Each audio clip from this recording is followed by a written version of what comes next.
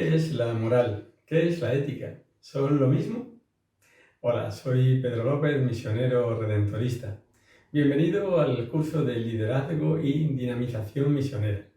Te encuentras en la asignatura de Moral y en este vídeo veremos una introducción a la ética y a la moral. La ética puede ser un tratado filosófico o teológico, pero también una exigencia profesional. Para muchos significa el respeto a la integridad y dignidad de las personas y para otros un conjunto de normas y deberes que hay que respetar. Para nosotros, cristianos, la ética también se llama moral. Para empezar podríamos sintetizarlo así. La moral te dice qué hacer o qué no hacer. Si leemos con atención el Evangelio, ¿no es verdad que la mayoría de las palabras de Jesús nos hablan de comportamientos, de acciones, de gestos? ¿Quería Jesús proponer un sistema ético en lugar de iniciar una comunidad de creyentes? Bueno, pues ya que comenzamos con una pregunta, nos asomamos a grandes cuestiones humanas que no tienen una fácil solución o respuesta. ¿Somos verdaderamente libres? ¿Cómo sé que estoy eligiendo bien? ¿El mundo virtual acaba con la realidad? ¿Hay que cumplir con todas las leyes? ¿Por qué? ¿Hay guerras justas? La moral nos sirve para enfrentarnos a estas preguntas. Importante, enfrentarnos con razonamiento e inteligencia, lo cual no quiere decir que siempre vayamos a encontrar soluciones, porque la ética es un tratado sobre el actuar humano, pero no un sistema para determinar quirúrgicamente qué está bien o qué está mal. Usando un símbolo, la moral nos ofrecerá un edificio con fuertes columnas para realizar nuestra reflexión y discernimiento, pero tendremos que salir de él para conocer y enfrentarnos a cuestiones candentes de la ética en la sociedad de hoy y regresar después para volver a reflexionar sobre lo que sucede. Y no siempre hallaremos una respuesta inmediata o una propuesta clara con inmediatez. Quería comenzar haciéndome con vosotros algunas preguntas. ¿Qué es la moral? El cristianismo nunca ha sido un discurso intelectual o una corriente espiritual. La pregunta ¿qué debemos hacer?, que encontramos en el capítulo 3 de Lucas, aparece inmediatamente después de la confesión de fe. El cristiano no solo afirma una serie de verdades teóricas y teológicas, sino que trata de vivir toda su existencia como respuesta a la voluntad de Dios y a su palabra de vida. Ahora bien, la cuestión de qué debemos hacer, la cuestión ética, no es exclusiva de los creyentes. Hombres y mujeres no creyentes de gran altura han demostrado moralmente en la teoría y en la práctica que no es cierto lo que afirmaba Dostoyevsky. Si Dios no existe, todo está permitido, para nada. La ética o la moral, utilizamos ambos términos como sinónimos, no incumbe solo a los creyentes, sino a todo ser humano en cuanto que está dotado de libre albedrío. La persona humana no está completamente definida por la naturaleza o la sociedad. Puede elegir. La moral es el conocimiento o la sabiduría que ayuda a ejercitar la capacidad humana más preciosa, la libertad. Para muchas personas, moral es sinónimo de reglas morales, normas éticas. La moral, en este sentido, consistiría en la aplicación de normas morales. Una cuestión moral sería, por ejemplo, ¿cómo aplicar la norma no matarás? ¿Esta orden es siempre válida o hay excepciones? ¿Es legal matar en defensa propia? ¿Qué sucede si un asesinato se comete por accidente? ¿La guerra es justa? ¿Y la pena de muerte? Pero tenemos que afirmar que la moral incluye mucho más que las normas morales. El objeto de la moral es la totalidad de la persona que se construye con la libertad a lo largo de su vida. Una segunda pregunta: ¿para qué sirve la moral? Creemos en Jesús, pero ¿cómo se manifiesta esto en nuestra fe? Los cristianos mostramos que nuestro modo de actuar es fruto de nuestra fe en Jesús y en su Evangelio. Y sin embargo, una de las acusaciones más graves contra los cristianos es que no practicamos exactamente el Evangelio que predicamos. ¿Por qué es tan importante lo que hacemos? ¿Por qué son tan importantes nuestras acciones? Mirad, cada persona se enfrenta a la elección de dos caminos: la felicidad o la desgracia, el permiso o la prohibición, la verdad y la mentira, el bien y el mal. La moral o la ética es precisamente esta pregunta que acompaña diariamente al ser humano. ¿Qué debo hacer? No todo lo que hacemos tiene la misma cualificación. Hay acciones aprendidas o reflejas en nuestro comportamiento habitual, como respirar, comer, levantar la mano para saludar. Pero hay situaciones para las que primero debemos valorar cómo actuar, hacer una reflexión y después obrar en consecuencia. Y aquí radica la importancia de la cuestión ética, en la que todos nosotros nos enfrentamos constantemente a la cuestión de cómo actuamos. Porque ¿todo está permitido? Una tercera pregunta: ¿ética o moral? ¿Cuál de los dos términos debemos usar? Ética y moral definen lo mismo, pero tienen un origen diferente.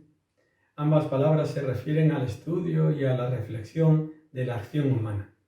Ética viene del griego ethos y moralidad del latín mos, que significa una forma práctica de comportarse como una elección consciente frente a emprender una acción, buena o mala, correcta o incorrecta.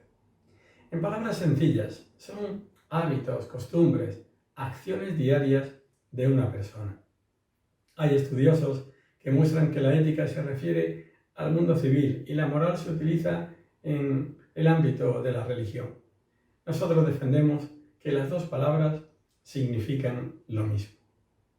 Vamos ahora a hacer un primer acercamiento a la ética. Unas palabras sobre el sujeto, el objeto y el estudio científico de la moral. El sujeto es siempre el ser humano, cada hombre y cada mujer en su vida cotidiana, como vida en realización y desarrollo continuo, no como sujeto de obligaciones y deberes, sino como protagonista de su vida y de su felicidad. A la hora de hablar de moralidad, todo nos remite a la persona y por tanto a la realización misma de la humanidad. A un hombre o una mujer con una conducta moralmente buena, independientemente de lo que le dicen las leyes o las religiones, los consensos o los sentimientos. Un hombre, una mujer, una persona, sujetos de la moral que en la tradición cristiana tiene un modelo: Jesucristo. Él es la medida de todo hombre, Él es el modelo de la creación. ¿Y el objeto? El objeto es la experiencia moral, es el comportamiento humano. Nos referimos a aquello que responde a la pregunta ¿qué haces? O en el caso de que la acción ya haya finalizado, ¿qué has hecho? Lo llamamos objeto de la acción porque está dotado de cierta objetividad. Es decir, se puede expresar en palabras y podemos decir lo que hemos hecho. Algunos objetos de las acciones son, por ejemplo, ayudar a una persona necesitada u ofrecer la propia comida a alguien que tiene hambre. La teología moral es la ciencia que trata del comportamiento humano responsable, calificado como bueno o malo, desde la racionalidad, porque es una propuesta para todos, desde la fe y la revelación, porque es hecha desde y para los creyentes, desde la persona como su fundamento y para la persona como su finalidad. Por tanto, la teología moral trata de entablar un diálogo entre el sujeto y el objeto, entre lo que se puede o se debe y la persona concreta. Es importante tener en cuenta algunos elementos cuando hacemos teología moral. Si el objeto de la teología moral es el comportamiento humano responsable, tendremos que sortear algunos obstáculos que muchas veces permanecen en la mente y en la imaginación de personas y de pueblos. Primero, el concepto que tenemos de hombre. Sí, en primer lugar, tendremos que enfrentarnos a la idea de hombre, es decir, al concepto de ser humano que tenemos presente al estudiar su comportamiento. En segundo lugar, legalidad no es moralidad. No podemos identificar lo moral con lo legal.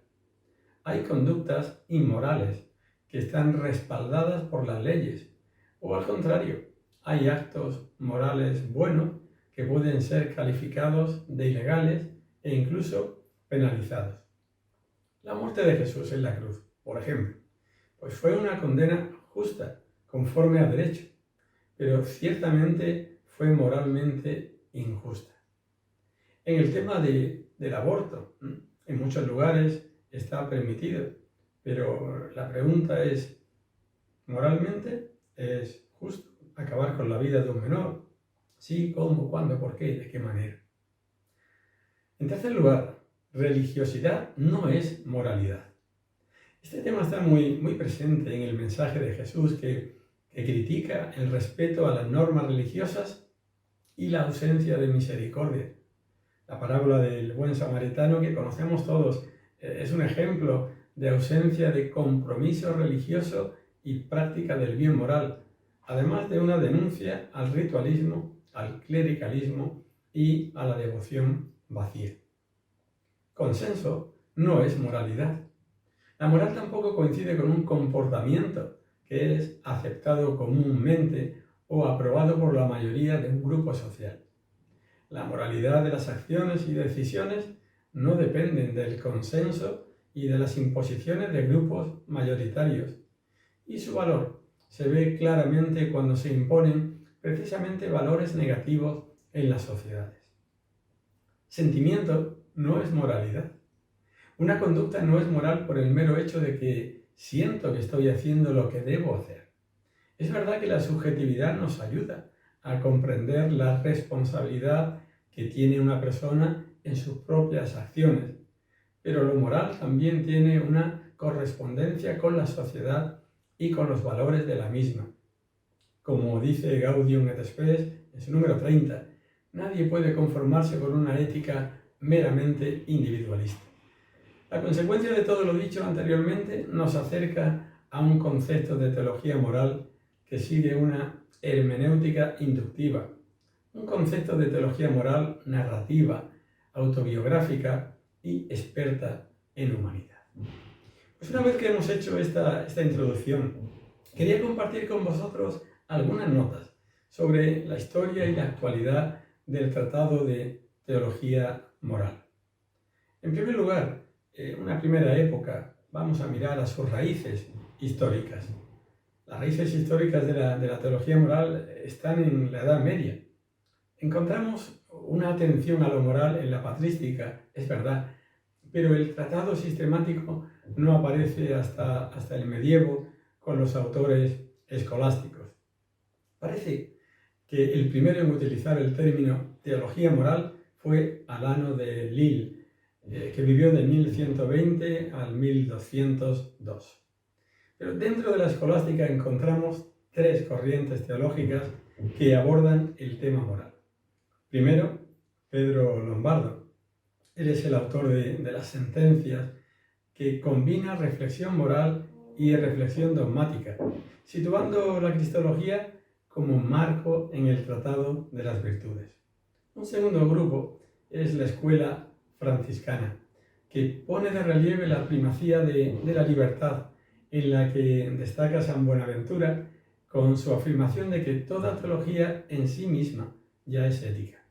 porque orienta el comportamiento humano a la íntima unión con Dios. Y en tercer lugar, la escuela dominicana, de la que el máximo representante es Santo Tomás de Aquino. Santo Tomás es el primer autor que escribe un tratado de moral general. Él aporta la distinción entre teología y procedimiento. Y esto supone que ya encontramos algo de fundamentación. Y también hay una organización ya en él de la actuación moral, una morfología y un dinamismo de la vida moral, lo que él entiende en estructura de la vida humana. Santo Tomás tiene muy buenos contenidos, pero el esquema no fue el adecuado. Esta es la primera etapa de la teología moral. Hay una segunda, que es el casuismo. Esta etapa iría desde el Concilio de Trento hasta el Concilio Vaticano II. El primer autor casuista es Juan Azor, jesuita, que publica su obra entre 1600 y 1608. Él ya distingue entre moral general y moral concreta. Esta corriente del casuismo da una importancia decisiva al acto y por eso pasa a llamarse moral de actos. Quita todo lo que tiene de dimensión teologal, de gracia, de dones del Espíritu. Y les preocupa sobre todo en esta lógica moral, el acto humano, ¿no? En la que juegan un papel fundamental la conciencia y la ley. Esta segunda etapa es larga, ¿no? Muy larga. Y hay una tercera, que llega a partir del Vaticano II y que supone un cambio de paradigma en la teología moral. En esta etapa pues nos encontramos con una situación nueva, ¿no? El contexto social del cristianismo católico en algunas áreas cambió radicalmente. Se da el gran fenómeno de la secularización. Los creyentes viven, al fin y al cabo, en una situación plural y secular, y ya en la diáspora. Por tanto, hay que justificar lo que se dice, no se da por hecho. Además, hay un impacto fuerte de las corrientes de pensamiento de que vienen de fuera. La moral de la época casuística no tenía que dialogar con nadie. Ahora el cristianismo lo tiene más complicado y no tiene más remedio que dialogar con otros pensamientos y con las nuevas ciencias, como son la psicología o la sociología. Y además, desde dentro, una vez hecho el cambio de paradigma, se exige ya una exposición científica, encontrar el estatuto epistemológico propio que no ha tenido hasta entonces. Una nueva situación requiere una nueva respuesta. Y por una parte se renueva la forma de entender la estructura y morfología de la vida moral, las categorías. Se renuevan a partir de las ciencias antropológicas y ya no son entendidas como meras categorías, sino como una estructura de la vida moral. Y además aparece por primera vez una fundamentación de la moral, por lo que encontramos el término moral fundamental. Como respuesta a esta nueva situación, pues surgen distintos proyectos de teología moral.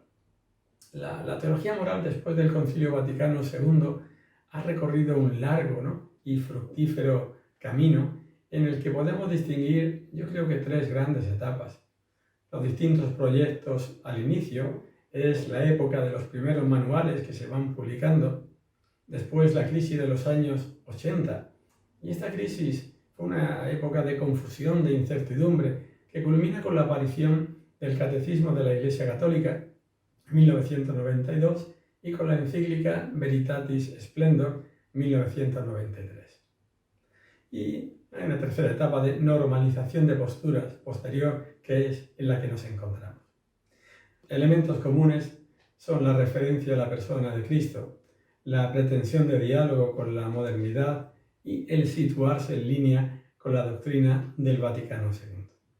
El magisterio del Papa Francisco ha abierto nuevos caminos para desarrollar una teología moral que responda a las necesidades del hombre actual y a los criterios que Jesucristo nos propone en el Evangelio. Lo seguiremos trabajando.